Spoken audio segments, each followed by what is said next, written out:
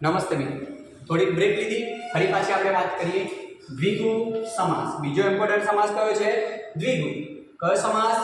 દ્વિગુ. બરાબર સારી રીતે લખતા જજો. દ્વિગુ સમાસ. કયો સમાસ? દ્વિગુ.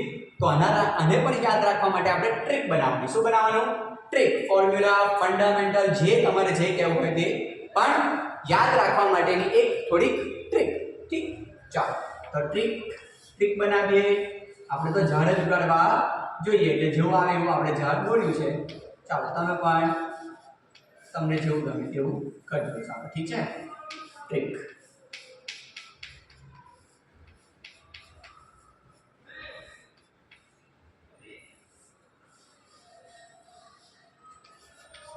તો આ સમાસને યાદ રાખવા માટે ટ્રીક બનાવીએ. ટ્રીક છે ઓલરેડી કે પહેલો શબ્દ સંખ્યાવાચક. પહેલો શબ્દ શું હોય? સંખ્યાવાચક. સંખ્યાવાચક વિશેષણ. ચાલો બસ એક ટ્રીક આ. ઠીક છે. પહેલો શબ્દ શું હોય? સંખ્યાવાચક વિશેષણના રૂપમાં પ્રયોગ થયો હોય. કેટલાક ઉદાહરણ તમને આપવાનો છું. ઠીક, એટલે ખબર પડી જશે. સંખ્યાવાચક વિશેષણ. સંખ્યા એટલે નંબર. શું હોય? નંબર. ઠીક છે. આંકડો અંગ્રેજીમાં 1 2 3 4 5. તો ચોક્કસ ખબર પડશે કેવી રીતે પ્રયોગ થયો છે. ચાલો બીજું ટ્રીક નંબર 2. પેલામાં એક હતી, આમાં બબ્બે ટ્રીક છે કારણ કે અલગ રીતે પૂછાય. તો ટ્રીક નંબર 1, ટ્રીક નંબર 2 માં જોઈએ. તો વિગ્રહ કરતી વખતે, વિગ્રહ તો દરેકમાં છે, આમાં પણ વિગ્રહ છે. તો જોઈએ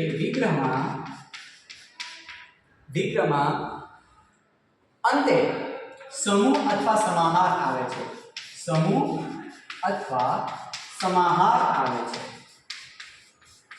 સમૂહ અથવા સમાહાર આવે છે.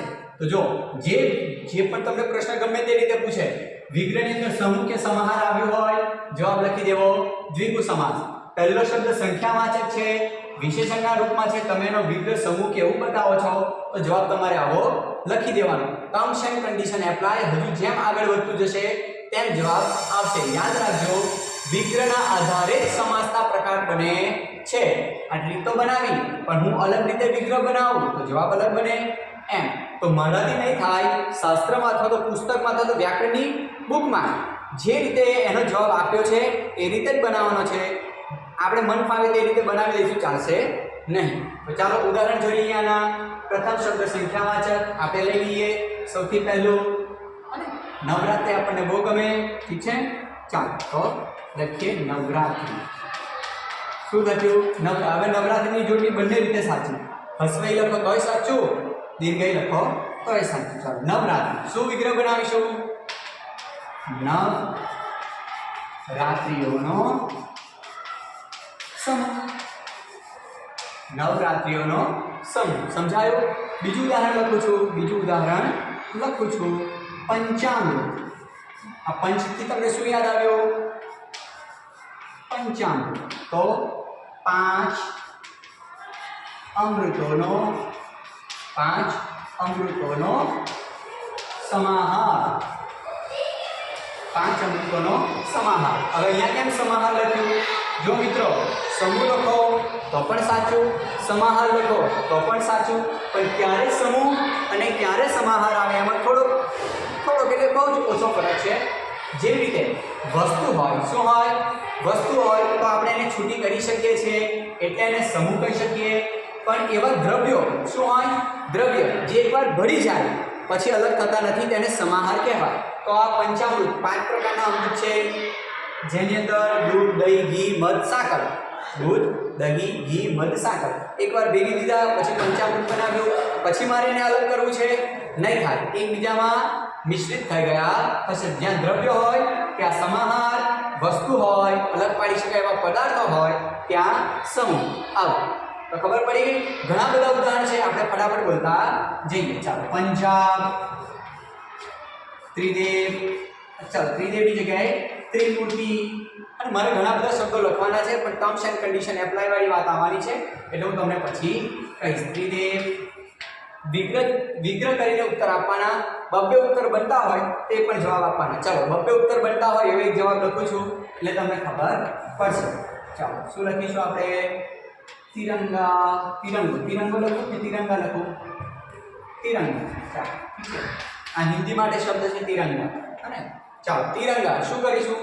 ત્રણ રંગોનો સમૂહ, ત્રણ રંગોનો સમૂહ. આવું લખીશ તો પણ ચાલશે, પણ આ તિરંગો કોના માટે વાપરીએ છીએ?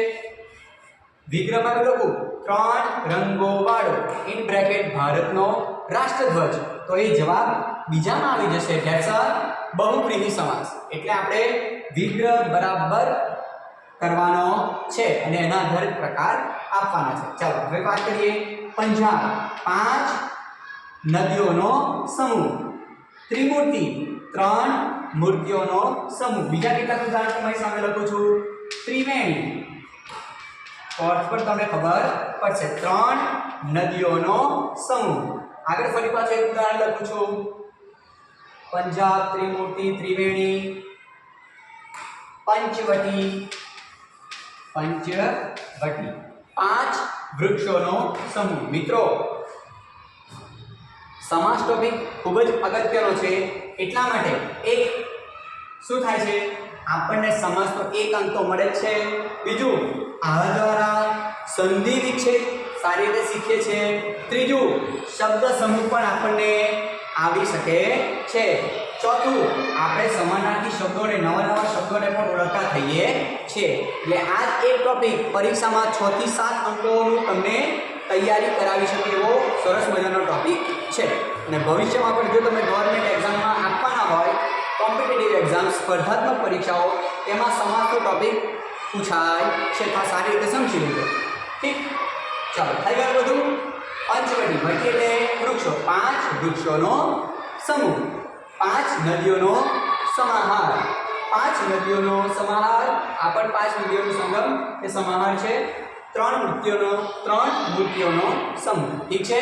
બીજા કેટલાક ઉદાહરણ છે તે તમે મને કહેજો. ચાલો આગળ વધીશું નવા કોઈ ટોપિક પર.